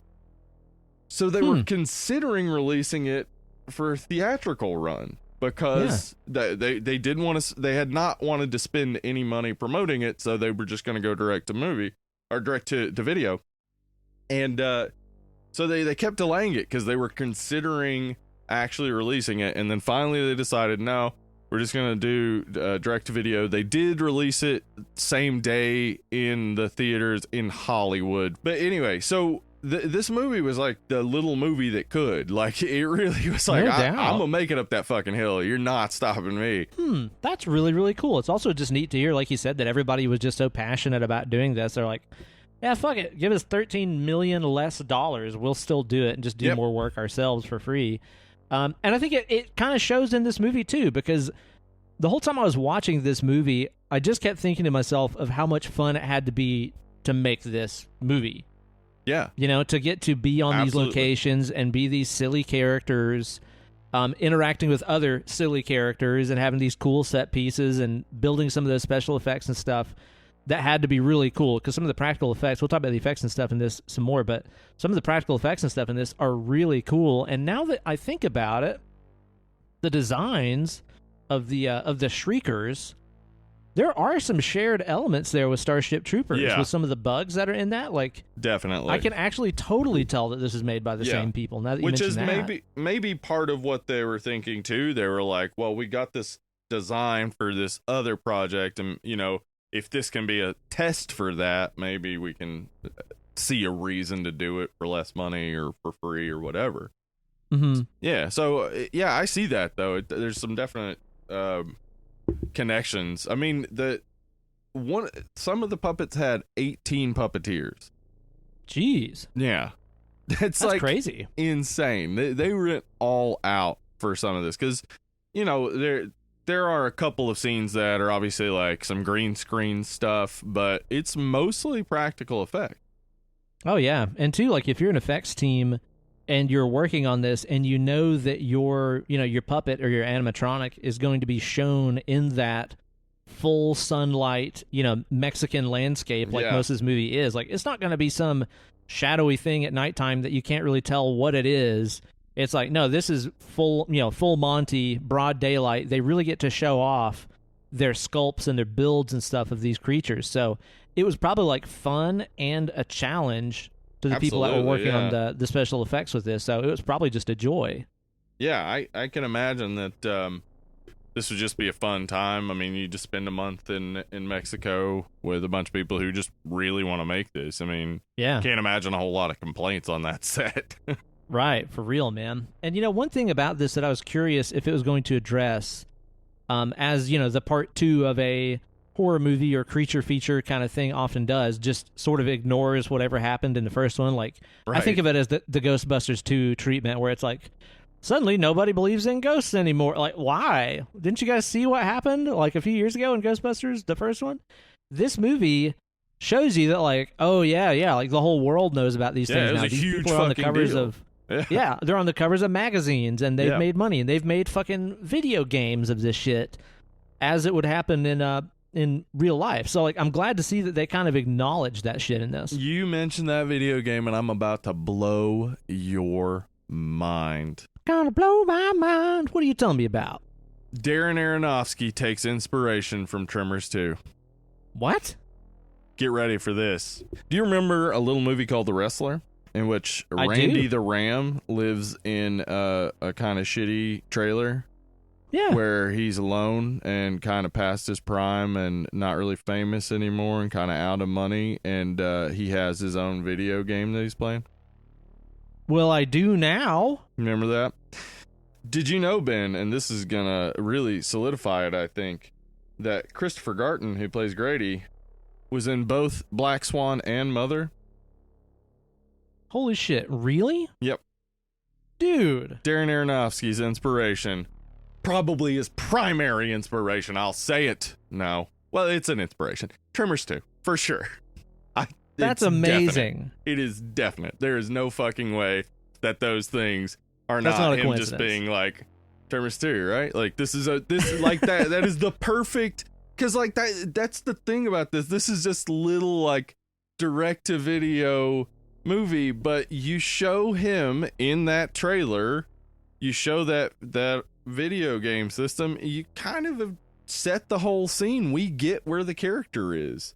They do a little exposition and we get the whole story, and it's very understandable. That is amazing. So yeah, I think maybe Darren Aronofsky saw just that sort of perfect composition of like this really well displays exactly where this character is, and that's my Randy the Ram character. Boom. I'm going to kind of duplicate that. That is awesome. From just the direct-to-video Saturday afternoon fun of Tremors 2 to the highbrow Oscar-winning entertainment of Darren Aronofsky. That's right. That earns cool points for Aronofsky with me, too. Oh, for sure. Definitely. He likes things that are nice. Yeah, I would like to get some confirmation that is absolutely true. I mean, I don't think it's a stretch at all, man. And I like, too, that, like, there's some subtle humor in the way that it deals with these characters too, where it's like, obviously it's showing us that, you know, the fame and fortune that he got from his experience in the first Tremors movie, he earned some money with it, but he's also still kind of an idiot, so he doesn't really know how to use it or like maintain making money because he's kind of a moron. Like, he has this fucking ostrich farm. And if you think about it, though, check this out. Like, this is subtle shit. He's got this ostrich farm. He's complaining about how he can't get them to breed. He's got 2 male ostriches. I did not notice. Yeah, like they don't point it out, but it's like they're big and black, like they're male ostriches. And he's like, I can't get them to breed. Like, that's funny shit. You think Ridley Scott used that in Gladiator? Absolutely. See, it's gotta be. Tremors 2 is the inspiration for all things. I mean, I would say I think dumb is not the right way to portray Earl. He's not dumb. He doesn't know what to do with money, but by losing it, he's learned, because he's talking about later how what he's going to do with the money now is invest it wisely, instead of what Grady says, which is he wants to create a, basically Jurassic Park, but with the Tremors worms. So like it's kind of showing that like in the first one, like he's younger and a little dumber, and over the past few years he's gotten wiser, though he's lost everything. Yeah. But he's still the same old Earl from the first one. Still. Definitely, man. And speaking of Grady, we all know really what he would do with his fortune if he inherited it from hunting down these graboids and stuff. What's that? He would spend all that money on buying a completely new wardrobe that matches every Smash Mouth video ever, so he could have plenty of bowling shirts and bucket hats and fingerless gloves. Like, holy shit, man. His wardrobe in this is just like, oh, there's no mistaking when this movie was made. You're right. Yeah, it is. It's something. It is. I mean, the thing is that it's so everything that period. Like, it really nails exactly how people were dressing there, that it's uncomfortable to me. Like, yeah. Looking at it, it's just like, bad memories. Yeah, I think I had that shirt. Yeah. It's tough to look at that stuff, man. I think if he would have, like, maybe done some swing dancing or something like that, it really would just have made us all wailed. cringe. Yeah. Yeah, Grady in this is, kind of his counterpart. He's sort of replacing Kevin Bacon, but he's a much different character than Kevin Bacon was in the first one. And I don't know, I'm going to say he's the weakest spot in the movie to me. He's just kind of bumbling, kind of goofy and zany, but nothing that really like super stands out to me about his character or anything like that. He just reminded me of a few people I knew, actually. Like, I've known people, like, he seems to be really trying to impress Earl, but also, like, as you said, yeah, he's kind of a goofy guy. So he's a bit more because Kevin Bacon was sort of the I mean, they're both goofy in the first one, but Kevin Bacon was his like younger, a little bit dumber apprentice at the time. And then Grady is kind of that, but he is a bit goofier. But I don't mind it. I mean, it feels like because the first one had a lot of the other townspeople and stuff to make up for some of the humor. Like you kind of only have these 4 people, so you got to go a little bit harder with each individual on the humor. And then of course they, the Dr. Kate Riley, they didn't give her a lot of funny stuff to say. That's just an unfortunate reality of the 90s where it was just like, oh, the woman is always the person who's just like, guys, let's get our heads straight or whatever. Yeah, totally. Yeah, I do wish they would have done more. Yeah, but with her. I mean, she's still like, like just in the first one, we're still being presented with an intelligent woman who's not being necessarily sexualized until at the end we find out that she's the Playboy playmate he's been obsessing over, which isn't again like she's never dressed like the damsel in distress or anything. She's also like a strong character just like all of them, but again, the only thing that's missing there is the humor. She doesn't get to be as funny as everybody else. Yeah, I think the funniest thing that happened with her in the movie that I thought was pretty great is like whenever she and Earl meet, like she walks away for just a second and he does the typical like checking out her ass kind of look, and then he turns around and she does the same thing. Yes. Like, reciprocates checking his ass out. That's awesome. Which is pretty funny. Yeah, there's some good stuff in there, but I do just generally wish that we could have had a bit more of her character, but I don't know, man. I mean, there's so many other big characters between Bert and Earl and stuff like that where it's just like, I don't know how much room there was or if it really would have made it better. Grady is doing his goofy stuff, so yeah, she does. Somebody has to ground everything. So she's the one who's grounding everything. But they're all still like solid, strong characters. You like them all. Like nobody's the asshole. Everybody's working towards the same goal, etc. It's really just like one of those because this isn't.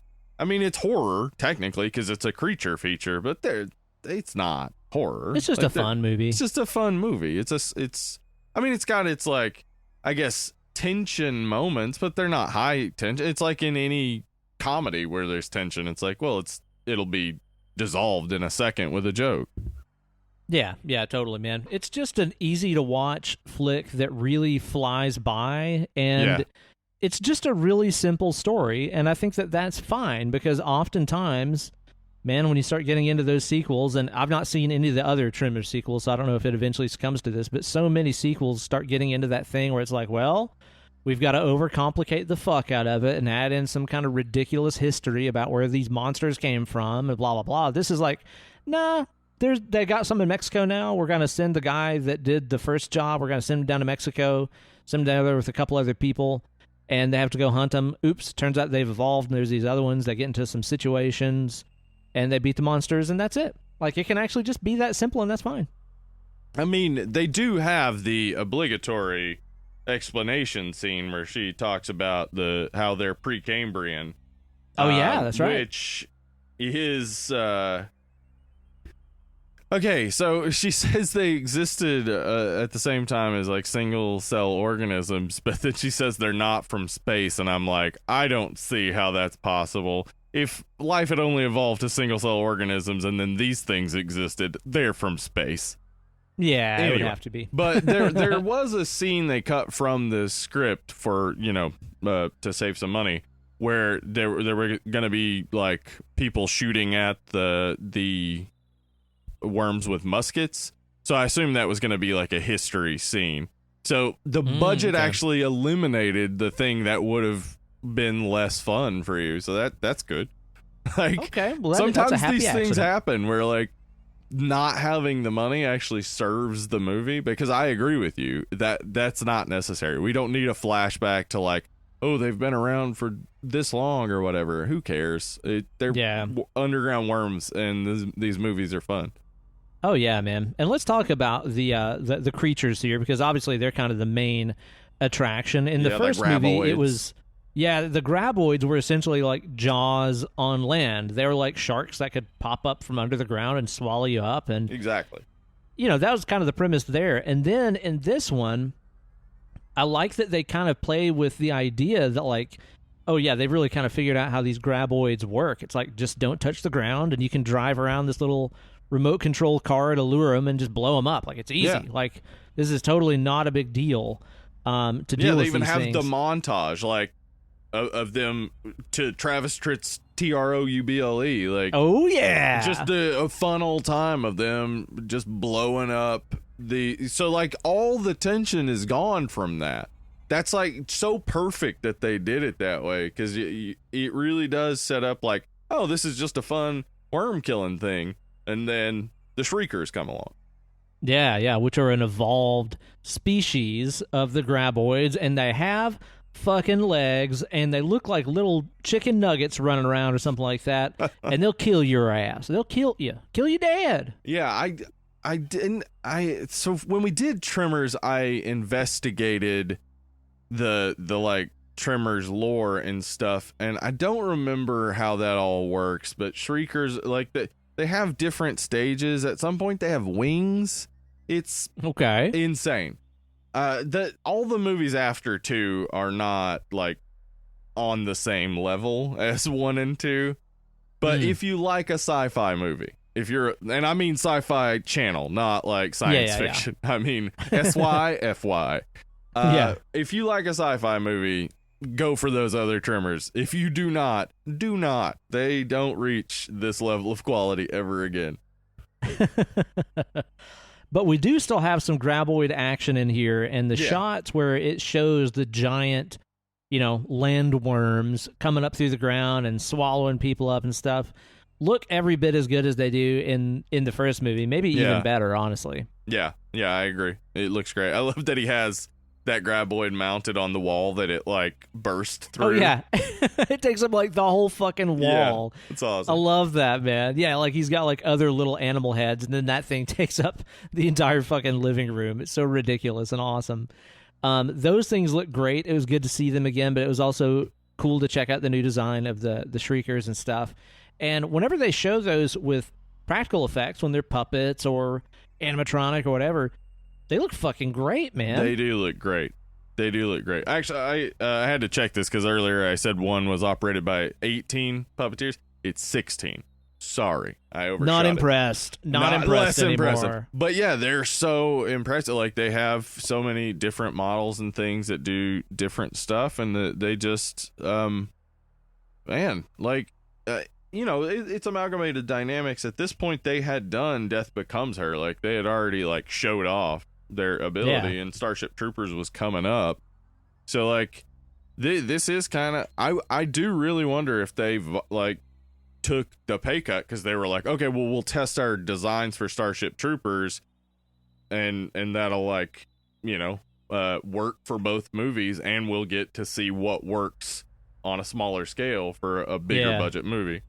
Yeah, do a practice run and see what's going to look good doing practical versus CG. It looks great. The green screen stuff does stand out a little bit, but it's when I think of it, I compare it to a movie this was made in 94, a movie that was made and came out in 99 or 2000, or maybe 98, the first Harry Potter movie. Oh, which had like a way bigger budget than this did, and the CGI looks like shit. Yeah, and this I know. Looks like, dude, better, I think. I agree. Like, we were watching this, and I was like, the CG isn't great. Yeah, it's not great, but it does look better than things that I've seen in much newer movies. Like, even stuff from this side of the 2010s, I've seen that has worse CG than this. Yep.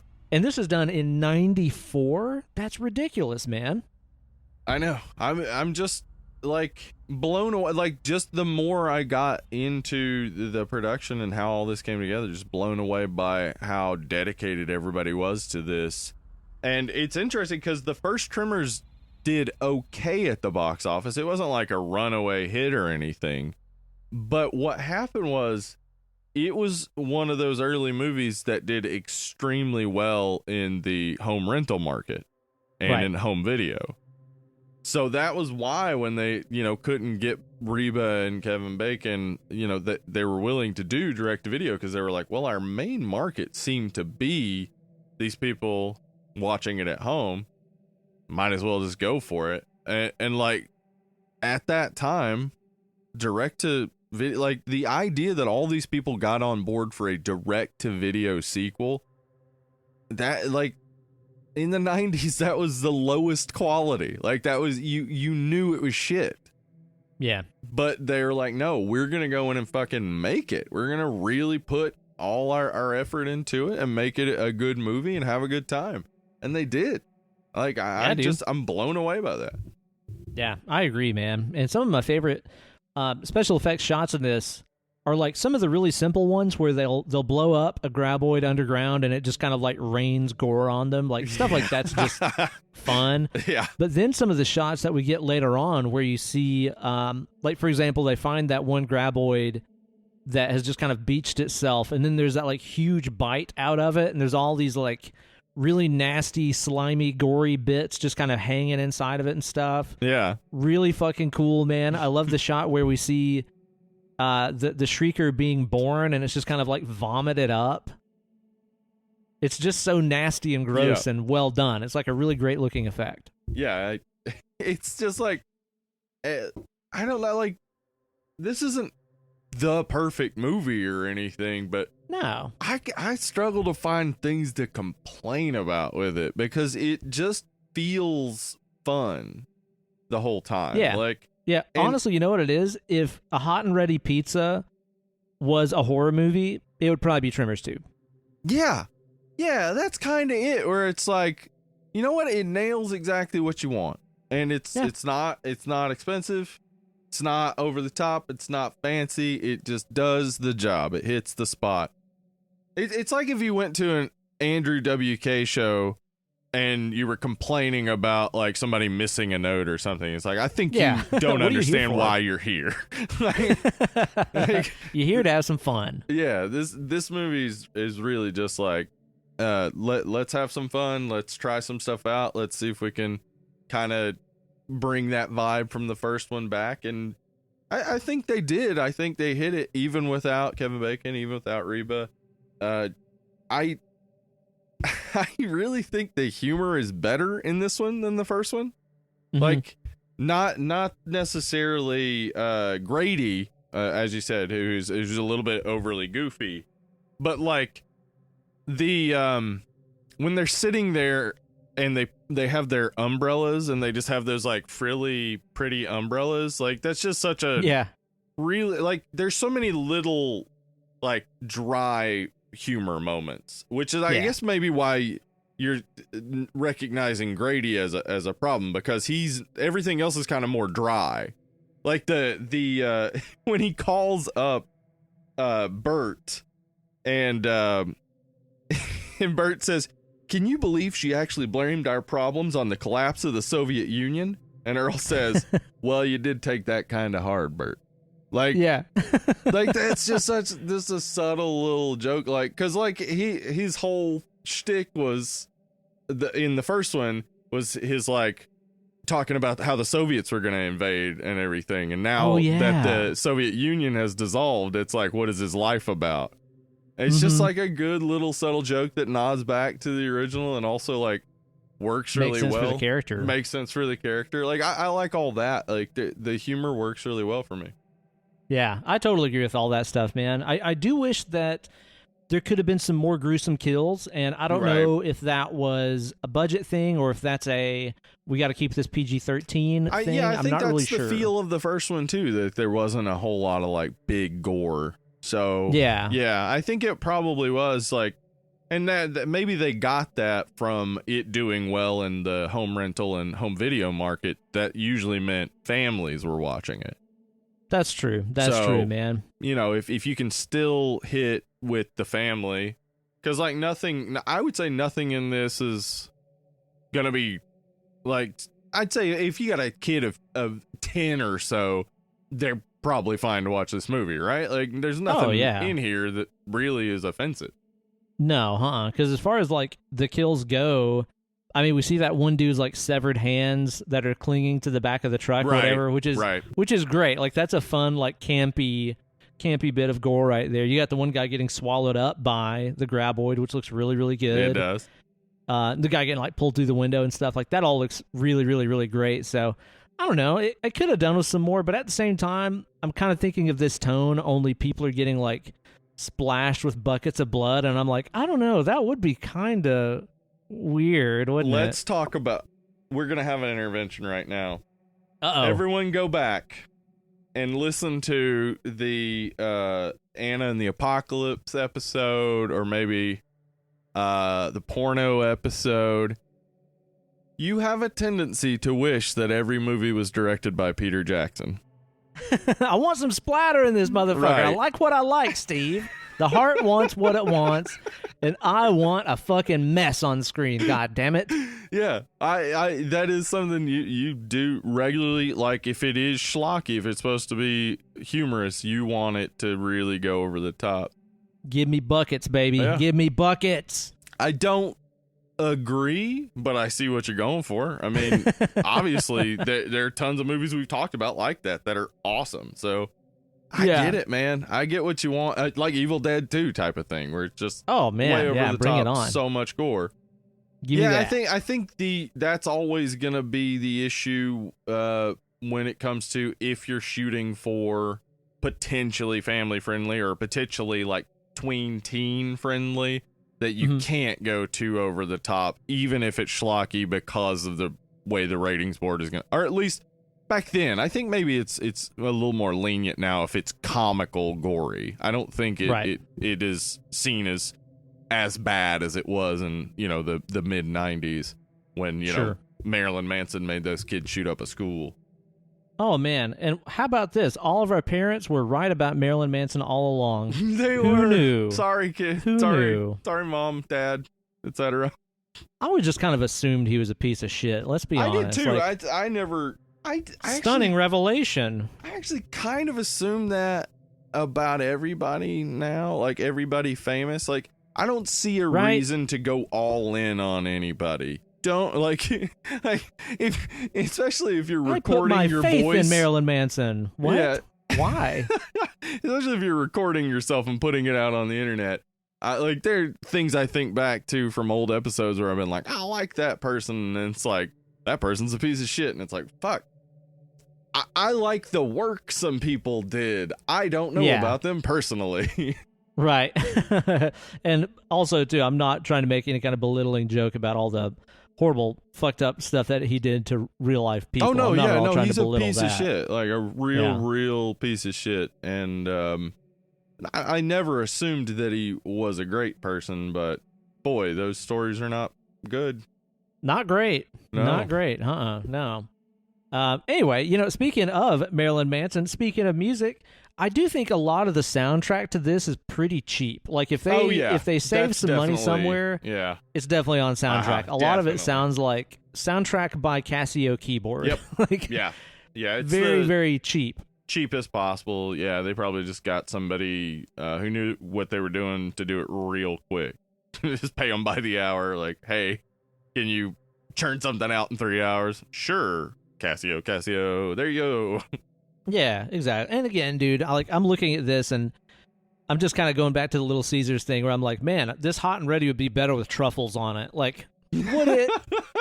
Like, would this movie be better if it was scored by Jerry Goldsmith or somebody? Like, not really. Like, it doesn't really need it either, but it does kind of stand out. You could slightly improve the score, and that's all it would need to do is make it not stand out. That's it. Yeah. What was the movie that we did not long ago that had all the like really shitty? Oh, it was Arachnophobia with all the like harmonica soundtrack and all that garbage. The worst. Just garbage soundtrack. Yeah. Oh man, dude. Yeah, but I think that's a valid complaint. But it does make sense. That's the one thing you can really kind of skimp on if you're really putting the money into the effects and stuff, is as long as it's not a terrible score, you're going to be fine. So the fact that it's adequate to not great is fine. If it were a little bit better, it would only just notch the film up a little bit. Yeah, I think so, man. Yeah, it never really like stands out as just like glaringly terrible. Right. But if you notice it, you'll notice it. But You'll at the same notice time, it's like, not very good. yeah, like that was a smart budget cut. Like I would rather them spend the money on getting those good actors back, getting those special effects right and stuff like that, than having a real string section rather than a Casio keyboard. Like, it's fine. That's a good budget cut. I just don't really have that many complaints about this movie, honestly. Like, is it a thinking man's movie? No. Is there some big, deep, hidden meaning like we like to talk about in movies? Of course not. It's just fun. It's fucking people going out and fighting monsters and cracking jokes.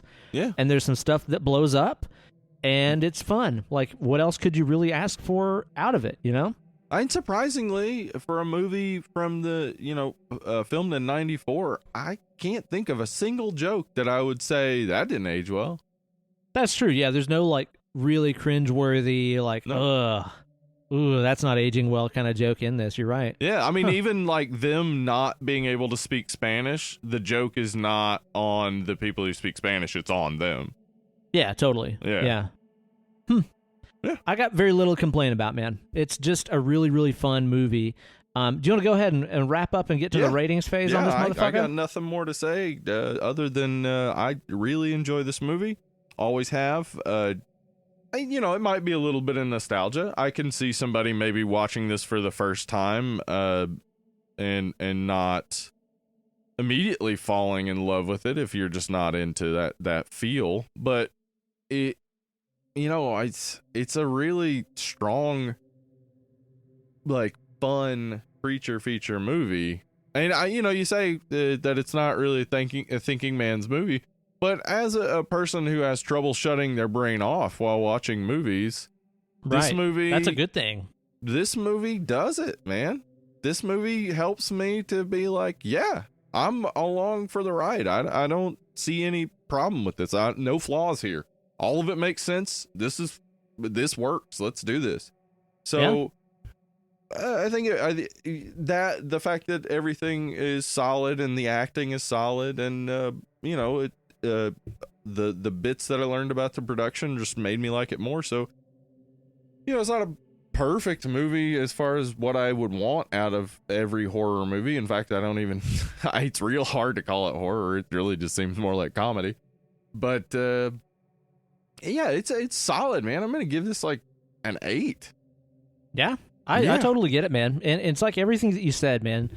Whenever I watch a movie, sometimes I do love the big introspective, interpretive element that we get out of a lot of horror movies. But then also too, man, especially during the time of a year into this fucking goddamn pandemic, just having something where I can shut my brain off for a second and just have fun is so welcome. It's so very, very, very welcome. So I enjoyed that very much about it. And also too, I mean, the fact that I just saw this for the first time the other day, it proves that it's not just nostalgia. Hell, I didn't even openly love the first movie all that much, know? Yeah. So clearly something here works. And if you're in the mood for something where you can just tune out and have some fun, it's going to be exactly what you want. If not, go watch a Darren Aronofsky movie or something like that. But know that he was inspired by this. Exactly, but know where he got all his material from. It's right here. Go to the source. I guess we did forget to mention, we were talking about the score kind of lacking, but there are a couple of songs on there that are solid. I mean, that's true. That Travis Tritt, Trouble is a banger. I mean, what a voice that man has. Huge. What a voice. Big old voice. Mm-hmm. That's right, man. That's exactly right. Yeah, man. I think for me, this is going to weigh in at, I think I'm going to say like 6.5, where it's like really fun. I'm not going to watch it, all the fucking time or anything like that now, but I know where to go whenever I need this kind of movie. And 6.5 is, I think, where I'm going to put this thing. I think me giving it an 8 is very appropriate. I'm way too generous to every single movie we do. I think it's a 12, probably. On a scale of 10, I'm going to say 12. Everybody average. tried real hard, so. They did real good. They memorized all their lines. Yeah, that one guy only messed up 17 times. You could have done 18. You know, it's pretty good. Gonna call those good odds. You guys be sure to let us know what you think about it over on the Instagram and Facebook and Twitter and Discord pages. Yeah, at Dead Lovely Pod on Twitter and Instagram, facebook.com/Dead and Lovely. And we post the Discord link every single Friday because we do the Friday night Screamin' Chat. Let's talk about Chat. That's right. That's how that goes, man. We will watch a movie that's streaming on YouTube. If you haven't ever joined in and you're like, oh no, it's gonna be big and scary. It's not big and scary. Everybody's super sweet. All you need to know is fuck doors. For one, they're not cool. We don't care about doors, and things explode. There you go. You know those two references, you're gonna fit right in. There you go, man. Just come on in and join the fun. And if you enjoy the show and want to help support us with dollar papers, you can do that over on the Patreon page. And hell, you can even drive the car and get your movie of choice featured on a future episode. I think this one was right a Patreon pick. Jeremy Losi. He said, old Jeremy. He said, like, whenever we started the Patreon, it was after Tremors, and I believe his submission from the beginning has been Tremors 2. And wow, we've had so many other people join in trying to get Tremors 2. So I hope everybody who wanted Tremors 2 is excited because we love it and it's great and we all agree. Hooray. That's right, man. And Jeremy himself is a good old boy. And you know what they say about him? He's a friend. Jeremy Loki cares today. Yeah. They do say that. They do say that about him. I've never been sure. Loki? Losi? It's Losi. Losi? Jeremy Losi. That's how you say it. Exactly. Little musical performance. You can get your own musical performance if you support us on Patreon at the $5 or above level. That is true. Head on over there, patreon.com/Dead and Lovely. We got, what do you call them? The Patreon episodes. We got a Patreon episode on The Boys coming out. And coming up. They're for everybody at any level from $1 on. If you're a $5 Patreon patron, you get to submit a movie. Then we randomly draw from the Smoking Bowl a movie and cover it every single month. And guess what? It's always a fun time, even if we don't like the movie. Yeah, damn right. You goddamn right. So head on over and start supporting that Patreon page today. And also, be sure to tune into the show next week when we're going to be...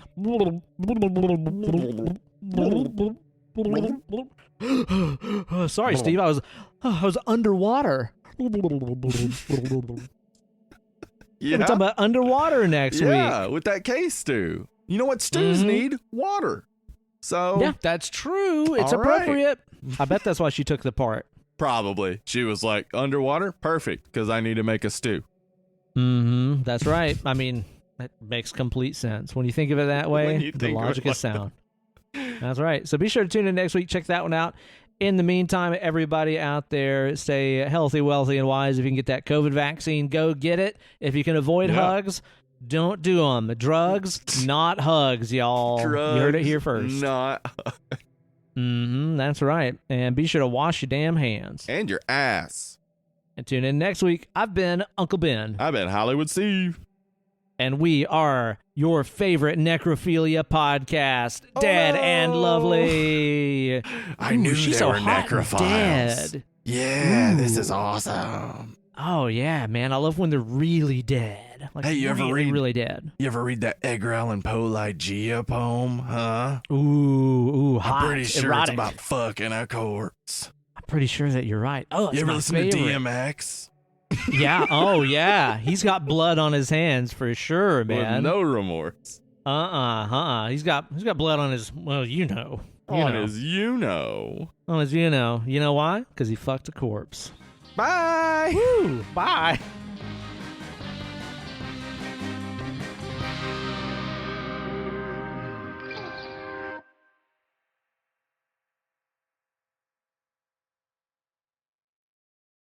Ben, are you aware of the damn shoddy okay meme?